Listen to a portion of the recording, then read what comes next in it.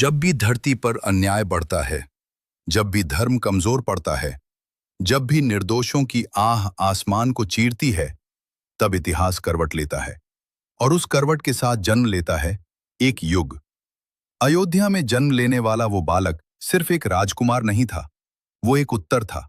प्रार्थनाओं का उत्तर, आंसुओं का उत्तर, धर्म की पुकार का उत्तर। वो थे राम। राजमहल में पले बढ़े, पर हृदय में विनम्रता। सोने के महल थे, पर जीवन में सादगी। जन्म से ही उनके चेहरे पर एक अद्भुत शांति थी, जैसे उन्हें पता हो वे क्यों आए हैं। बाल्यकाल में ही उनका स्वभाव अलग था। वे कभी ऊंची आवाज में नहीं बोलते, कभी क्रोध नहीं करते। माता कौशल्या उन्हें देखती तो हृदय भर आता। दशरथ उन्हें देखते तो गर्व और प्रेम दोनों साथ आते। लक्ष्मण तो जैसे श्वास थे राम की, एक पल भी दूर नहीं रहते। गुरु वशिष्ठ के आश्रम में राम ने शिक्षा ली, वेद, शास्त्र, राजनीति, धनुर्विद्या। पर सबसे बड़ी शिक्षा जो उन्होंने ग्रहण की वो थी मर्यादा। उन्होंने सीखा, राजा होना आसान है, पर आदर्श बनना कठिन है। एक दिन उन्होंने पिता से पूछा, यदि कभी धर्म और सुख में चुनाव करना पड़े तो क्या करना चाहिए? दशरथ बोले, धर्म का साथ देना चाहिए। राम ने मन ही मन प्रण लिया, मैं धर्म से कभी समझौता नहीं करूंगा। यही था उनका पहला संकल्प। वे खेलते भी थे, मुस्कुराते भी थे, पर उनके भीतर एक अदृश्य गंभीरता थी, जैसे समय उन्हें पुकार रहा हो। अयोध्या की गलियों में जब वे चलते, लोग उन्हें देखकर कहते, यह बालक साधारण नहीं। उनकी आंखों में करुणा थी। किसी को दुखी देखते तो स्वयं व्याकुल हो जाते। यही करुणा आगे चलकर उनका सबसे बड़ा बल बनने वाली थी। एक दिन अयोध्या के द्वार पर महान ऋषि विश्वामित्र आए। उनका तेज सूर्य जैसा था, पर चेहरे पर चिंता की रेखा थी।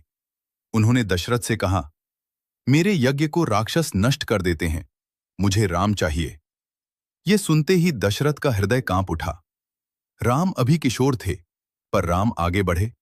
उन्होंने शांत स्वर में कहा, पिताश्री, यदि ये कार्य धर्म के लिए है तो मुझे जाने की आज्ञा दीजिए। ये था उनका पहला सार्वजनिक वचन। अयोध्या के राजसी सुख पीछे छूट गए। राम और लक्ष्मण विश्वामित्र के साथ वन की ओर चले। वन में प्रवेश करते ही हवा बदल गई। शांति के बीच भय छिपा था। वहां थी ताड़का, एक भयानक राक्षसी। राम ने पहले दया की दृष्टि से देखा, पर जब जाना कि वह निर्दोषों को पीड़ा देती है, तब उन्होंने धनुष उठाया।